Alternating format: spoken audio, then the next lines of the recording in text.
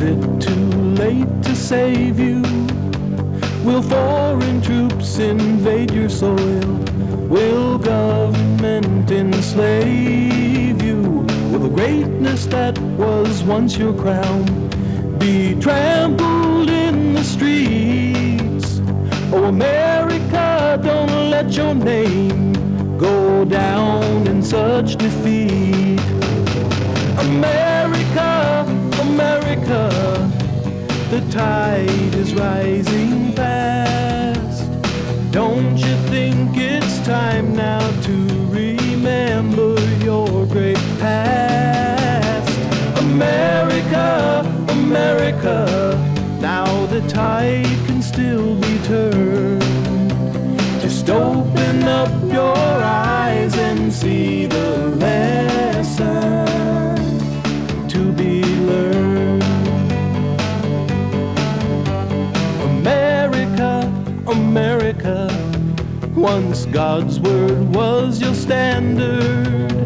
How gradually you've compromised, how far you finally wandered. For the years of silent apathy, to God we now repent. For the years of work we might have done, that's already now been spent. America, America, the tide is rising fast. Don't you think it's time now to remember your great past? America, America, now the tide can still be turned. Just open up your eyes and see the lesson to be learned.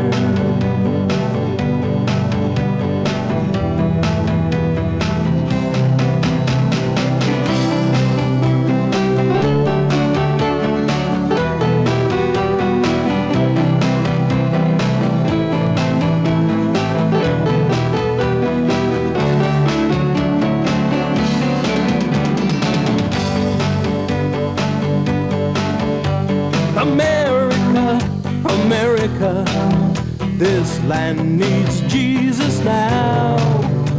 If he's confined within the church, its walls will crumble down. We must awake, we must arise for his kingdom to secure. We know the battle has been won, yes, the victory is sure. Thank you very much for tuning in to Where is America. We're going to do part 2 today of our show on NASA and the moon, and we're going to talk to Renee, who wrote the book, NASA Mooned America. You're going to find part 2 just as interesting as you found part 1, and if you didn't see part 1, you'll just have to try to get a copy somewhere, because you want to put the two of them together, and you'll want to talk about this with to your friends, and you'll also want to be sending for this book, because the pictures in here, it's very clear. Writing this book, and thank you for publicizing it. It's really a labor of love, I'm sure. Absolutely. And I think it's important to get information like this out. I think America needs to learn the truth about a lot of subjects, and this is certainly a big one that you're taking on. Mine's an eye-opener. I have to agree with that. It is. And also, I'm sure that they're probably not too happy about about any of it. But actually, you know, I was talking to some people about it this week, and you know what? No one was surprised when I mentioned it. I know. I was surprised, and nobody was surprised. Years ago, a few years ago, it would have been almost impossible, because everybody was sure that we had this super benevolent government, and it's going in the other direction now, where people are almost sure that these people are not benevolent. So my job gets easier every month. Yeah, actually mine does too. We've been on 5 years talking about a lot of subjects concerned with the New World Order and the shape of the way America is going, and people are waking up. They definitely are waking up. One of the questions that has been asked is, why would NASA fake a landing? If you did miss part one, René did talk about some of the pictures that NASA themselves photographed, correct? All the pictures, and NASA pictures except Deadwood Dick. And that was only in there to show the state of photography, how crisp and clear it was 100 years before the Apollo missions. And yet the Apollo missions, for the first 2 or 3 missions, sent back this garbled, blurry junk, is all I can call it. There was reasons why it turned so bad, but they did everything in their power to make these pictures out of focus, sunstruck, light struck, I should say, unclear. And the reason was that they were hiding something, of course. Which yeah, and on the pictures in the book, it's very clear when you mention, you know, what you're talking about with how you believe that the pictures were taken in a studio. And you have the proof as far as showing shadows and so many ways you pointed out. The glaring thing that I noticed actually at the time was that lack of seeing stars in the background. It's been explained away a few times to me that you have to set the camera different, etc., but I'm not too sure that's true. I have had no real way of taking it on myself. I don't own video gear, and but I wish somebody out there would take a simple video, and on a very clear night, of course, because in space it must be totally clear. Even though our astronauts kept reporting dim and fuzzy stars, the early rocket ship pilots, they reported brilliant stars in the daytime, no less. And Gagarin, the first Russian astronaut, cosmonaut I should say, he said they're astonishingly brilliant. But our guys go up the same place and say, "Oh, them stars is dim. Them stars is real fuzzy. Can't hardly see them stars." And that's amazing, because the higher up I ever been on a mountain, and the drier and colder the weather, the more brilliant they were. That's the way. Yeah, I think most of you have observed that. It's dim and wondering about too is in conjunction to why they would do something like that. Well, really, who knows some of the reasons that they because they could and get away with it. Maybe, well, I do know that a lot of money had to, if they didn't do this, and I know now they didn't, then there was a lot of money that went sideways. We're talking $40 billion or $60 billion in the late 60s, which today would be like a 3 or 4 to 1 ratio.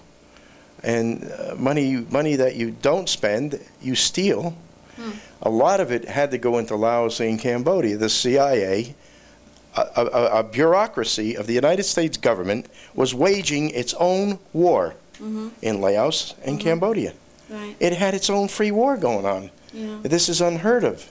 They did it. We didn't learn about it for 15 years. Then the cat came out of the bag. The CIA also supports the world's largest commercial air fleet with no known source of income. How do they get that money? I just read a book too, The Transformation of America, and in that book they're saying that NASA is funded to do projects on brain control and brainwashing projects. The MK Ultra, they're involved with that. Well, yeah, that's they would be, yes. That's in this book. So certainly that would take funding, and I've often suspected, Kathy, that the astronauts themselves, something happened to these guys, because most of them, not all of them, but most of them were genuine American heroes. These were sharp kids. These were honest kids. These were bright kids. And all of a sudden, they come out and they tell lies, and they're bad actors in a bad play. Well, that's not an easy transition. Something could very easily have been done to them. Maybe they got rid of anybody that wasn't a hypnotic subject. They can test for that rather easily. I know the few tests for it. Well, I don't know what they did, but something isn't right. That is actually easy to do, even if you're speaking sometimes just to a general audience. It's easy to sway them into a way of thinking just in one talk. So it's not that hard sometimes to sway people's thinking and to move their sense of morality into a different sphere, so to speak. So we're going to listen to what you have to say on part 2, and we're very grateful for you letting us film you. And we're the first to scoop this, and then I understand that it will be shown also in Russia. Absolutely. And that'll be pretty exciting. So we'd like to thank you. They'll probably have me speaking Russian. Okay, you'll have to learn it first. Da. Yeah. Okay, well, thank you very much. And thank you, Kathy. God bless. Same to you. Enjoy the program. Big C. There's a big C, a letter C, on that rock. Now, that rock is on the moon. So, what do we got? We got the man in the moon involved, huh? I mean, there it is. Somebody drew that C on that rock. Did he do it? He couldn't get his hand down there. This is done in Hollywood. The set designer goes out with little placards and he goes boom, boom, boom, boom, boom, cue marks. And the people that do this thing, I forget what they're called right now, they go out there carrying this prop rock. It's made of paper mache. And they see C on the rock, C on the card, they say, oh, this is the C rock. Only here, they're professionals and they're smart enough to turn the rock upside down. So the audience doesn't see a C on the rock. These clowns, I did it, boss. Yeah, I did it. Oh, here's another beauty. You can see, well, you can see footprints right here. See them? Yep. These footprints wander almost underneath this nozzle. Well, how did they get there? Well, the moon, you step on it, soft dust, it leaves footprints, fine. But this guy here had to be blown about 100 psi minimum to sustain this weight in deacceleration. I can take a leaf blower, and they're only a half a psi, and I can dig a hole in stuff like this real quick. Ooh. Half a pound will do that. 100 pounds on the moon? I don't know why. I mean, I say, why not? And that was the point. But then again, if there was a camera there, who's operating that camera? You know, again, we got 2 men on the moon, we got a cameraman someplace in the background. That's like these travel pictures. There's only me and I'm traveling all over the world. Right? He's paddling his canoe, he's riding the donkey. It's only him. The support crew is behind him. He's got 42 men in this battalion. Everybody with a camera. We come here again, we get some, besides that scallop thing, which indicates that this is the bottom of the lem, and that's its nozzle, but it can't be because that's scallop, so that has to be a thruster. We find over here, we find 2 men who are as like as peas in a pod, with 2 different shadows. One is, I forget what it is now, 35% longer than the other one. 45. By actual measurement, you know, you measure these things, you measure the shadows.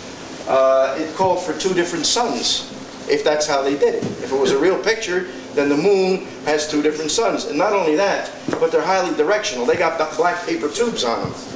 Because otherwise the light would spread and fuse and you wouldn't have this. You'd have a composite shadow like you get from spotlights. You know, a shadow going this way, a shadow going that way. There was something else about that picture, but I forget now. Anyway, let's go on to 12. Little focus on that baby. Let's see if we can get, here's the lower nozzle. See the shape on it? There's no scallops. Let me bring it up a little bit. All right. This is so hot.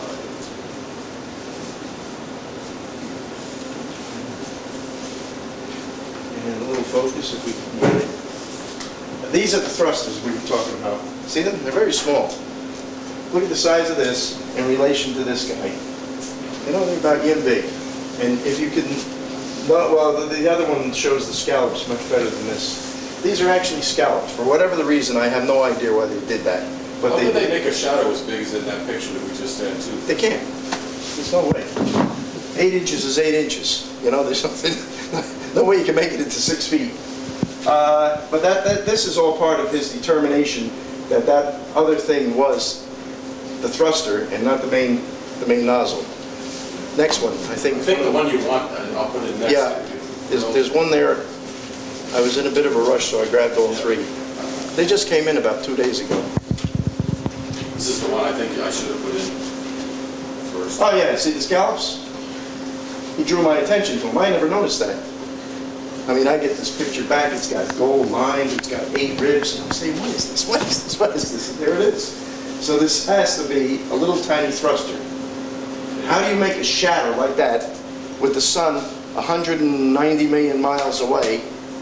Okay, how do you expand an 8-inch thing into something bigger than the men are? I don't know. He says it must be the silhouette. It must be out of focus right in front of the camera. Yeah, that's because it's right next to the crew window. Maybe they flopped the picture back. I'll give him that, but the coincidence of that being in the same line of shadow gets a little bit much. You know, it could have been any 360 degrees. Look at how high those thrusters are on the ascent stage. Yeah, they're all the way up on the Way top. up there. How can it make such a crisp shadow as that? It doesn't make any sense. This is NASA. This is what they do. I passed around when you first came in a black glove. Did everybody have that in their hands? Anybody didn't have that in their hands? Okay, somebody know where that black glove went? Yeah, pass it around to the guys who didn't touch it.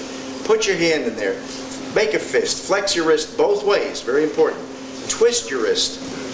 Can we have a little lights? Can you pop some lights on back there? One more. Which one is it? Oh, whoa, we got a good one. Is that the good one? Oh no, that's the same analyzation. It's the same thing. The Earth there on how bad these solar flares were. They even slowed down the rotation of the Earth. So much for that. How this can be when the Earth is supposed to spin by inertia, I don't know. But they slowed the damn Earth down. Then the Earth twists around and picks up the speed again. See, we have the atomic clock today. We can tell when she slows down and when she speeds up.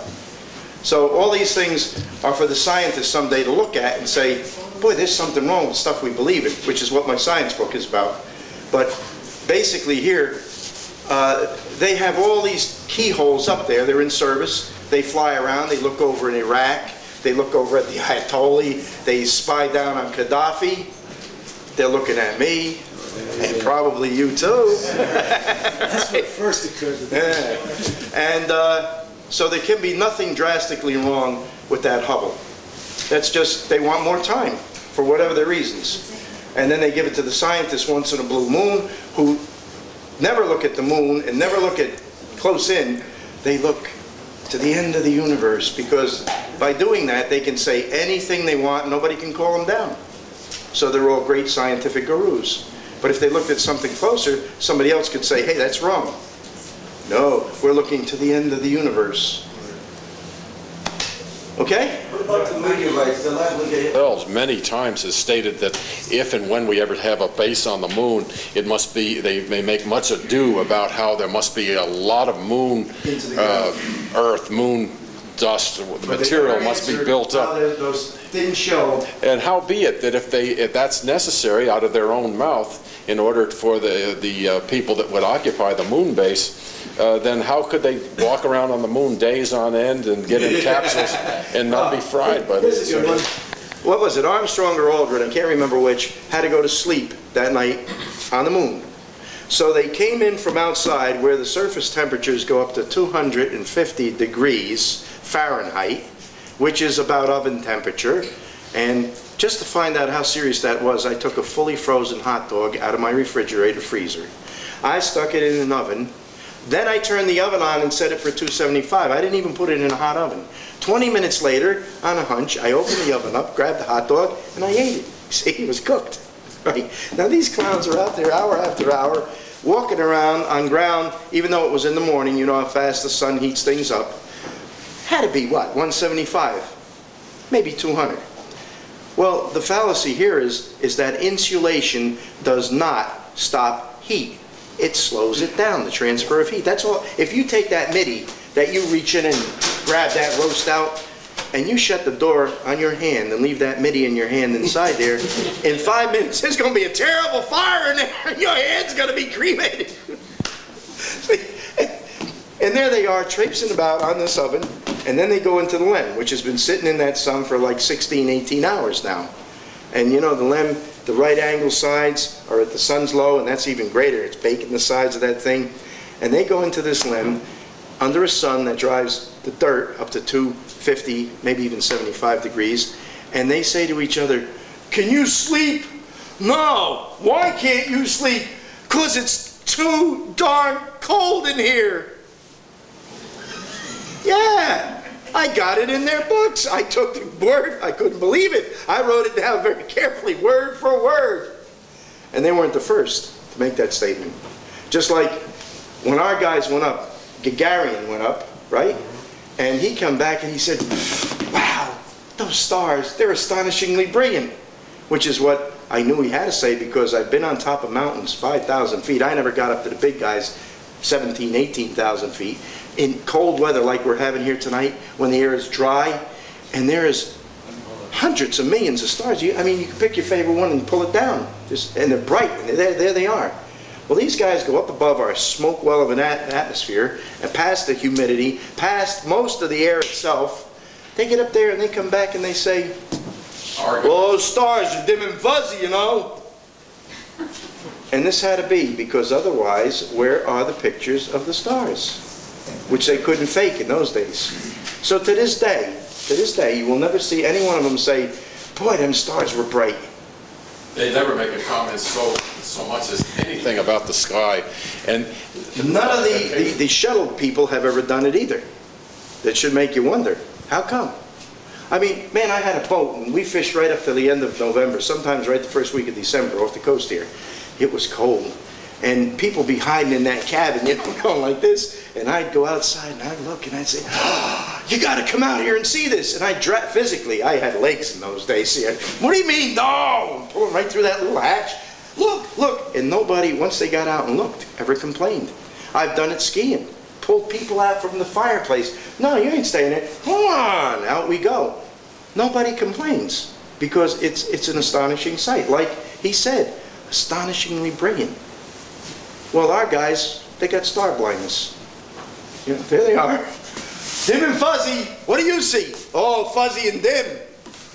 And I got direct quotes. I mean, I'm not joking. I got a whole chapter devoted to it. It's called Starlight, Starbright. You know, they never saw that first star that night. Next. I still don't, I'm not sure if I still quite understand the why. I don't know if you ever really finished that question. I have no idea either. I think it's theft. What do you conjecture? We have been lied to so long, so often, that these people will tell us anything they think we'll believe, and I think they have hysterics. When they put it over, they go, "Oh my God, are they stupid?" You know, I don't know why. Part of it's theft, part of it's greed, part of it's power. Have you ever seen a bully? Maybe you had a bully on your block. I don't know if the kids fight like we used to. I mean, we had a fight about once a week for survival. And there's always this bully. He's 9 feet tall. When you're a kid, he looks 9 feet tall. He's 18 feet wide, you know, and he comes after you, and you scamper away from him. Then one day he corners you. He makes the sad mistake. He corners you. Well, I've seen a mouse this big fly into the face of a cat, because the cat was stupid enough to corner the mouse in between the door and the wall. And that one day you come back at him, and all you have to do is hurt him. And guess what? He don't come after you no more. He finds every reason in the world not to bother with you anymore. And I think this is all part of it. They hurt us, we take it. Hey, they say, "I wonder how far we can hurt these people. Let's put the screw in a little bit deeper over here." We take it, and we take it, and we take it. That's all, the only reason I can think of. I'd say most people that I know that don't have anything to do with, you know, researching facts and truth, they, the average American, I think, believe that there's little green men out there and these little flying discs. But when you tell them that there's something wrong with the government, or there may be some corruption in the government, "Oh, you're crazy, you don't know what you're talking about." Emotional belief system. You got to plan your attack. You can't do it like I did it. I said, "Wow, look at this, guys. I have an unproof of gravity." You can't do that. You got to sneak up on them better than that. That's why those 4 Collins pictures are in the front of my book. I learned. It takes me time. Yes?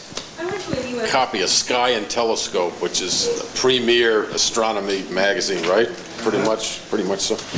And we just had a 3.8 billion, that's $3,800 million probe of Jupiter, with an extra probe actually jettisoned from the, the Galileo. From the Galileo space probe, penetrating the Jovian atmosphere. And they said before the while this budget impasse was going on, NASA announced through CNN and other outlets that they had so much they were dying to tell us. This is exactly the words they used. We're dying to tell you, but we can't tell you because we don't have the budget money until the budget is, all right? But they were able to tell you that they were dying to tell you. They had the money to do that, but they couldn't give you any data. But as soon as the budget impasse is solved, they said we will have a news conference and we've just got tons of data to tell the American people, and I guess pictures too. And then the budget impasse is temporarily cemented over. 2 weeks goes by, nothing from NASA whatsoever. Then they announced that tomorrow we're going to have a newscast that originally required 3 days, but we're going to compact it into a single day. But there was 3 days worth of data that it would take us to tell you this data. This is all, I mean, this is verbatim. They proceeded to have this one-day news conference, and they gave 2 pieces of data. I watched this intently. 2 pieces of data. One, the first piece of data was that the atmosphere is 10 to 50% drier than they had thought it was. It has 10 to 50% less water in the atmosphere, but they did not tell you what they thought it used to be. So the 10 to 50% of an unknown quantity is not data. It has no data whatsoever. So that was not really data, but that was the one piece of the 2-piece data they had. And the other piece of your $3,800 million experiment was that the winds on the Jovian surface were 350 miles an hour, twice as fast as they thought they had been. And if you knew what they used to say it was, you knew it was 350 miles an hour. Which I always thought 350 or 350 is exactly the same, not twice. And that was all the data they ever gave on that Galileo space probe. And what is wrong with the American people that they're not saying, what? Give us this data. Where is the data? The rest of the whole program, they were talking about how 7 years ago, one of the wives of the scientists in the Jet Propulsion Laboratory contracted cancer. It's a very sad thing. But this had nothing to do with $100 million. NASA, the whole thing comes down to, when do you trust a known liar? Okay? I mean, when he swears on his mother's grave, is that when you trust him? Or maybe he puts his hand on a Bible. Is that when you trust them? So I don't know what they've done out there. I have no idea anymore. Well, you think one of the main reasons that they came up with this hoax about going to the moon and all that is come up with enough money to put a lot of spy satellites up there? That was probably part of it, but they were also at that period of time, unknown to us, they were fighting 2 other wars that we never heard about, one in Laos and one in Cambodia. These were 2 CIA wars. When the hell did the bureaucracy of the United States get the power and the funds to conduct their own private wars? Kings and emperors did this. They did it. It's known now. It finally leaked out. It takes a lot of money to fly the world's greatest commercial air fleet. That's what the CIA owns. It's called Air America. Where's the money come from? Well, Congress don't seem to give it to them, so it must be directly from the Federal Reserve. Everything we do seems to rotate around, and there's the Federal Reserve. When I wrote this book, I was apolitical, okay? And my fans would buy a book. Some of them are in Australia, some of them are in Germany. And the first thing you know, I'd get a book, I'd get a tape, I'd get a $40 book, brand new. I have to read it. I didn't want to read it. I had to read it. The guy said to me. All going to learn a new term. It's only 2 words. Now listen closely. Can all of you say constructive fraud? Constructive fraud! Did you ever get the feeling as you're staring at the ceiling that this game of play ain't fair?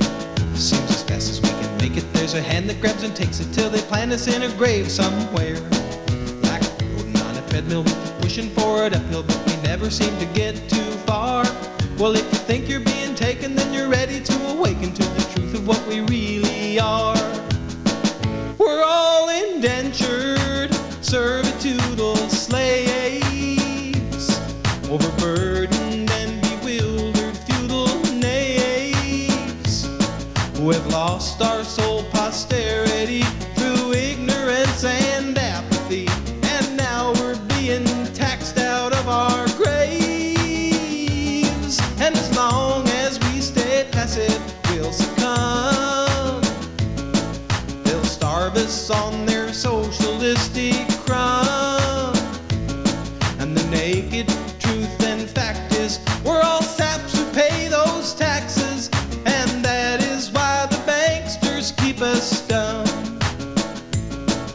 Could the state of our condition be the product of omission, what we didn't learn in public schools?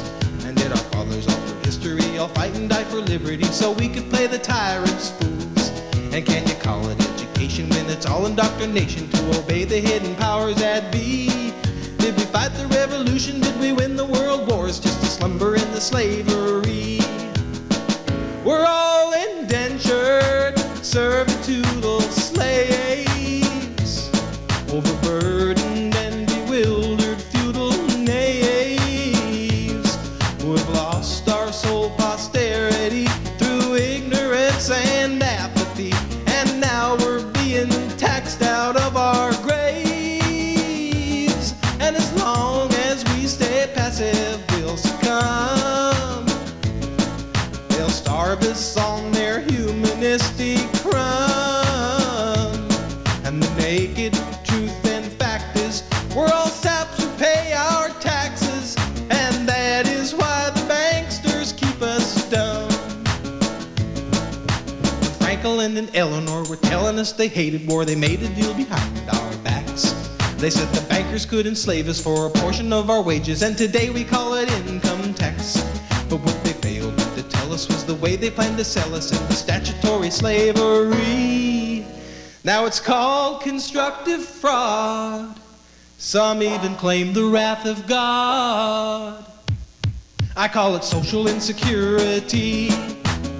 Let's stop being indentured, servitudal slaves.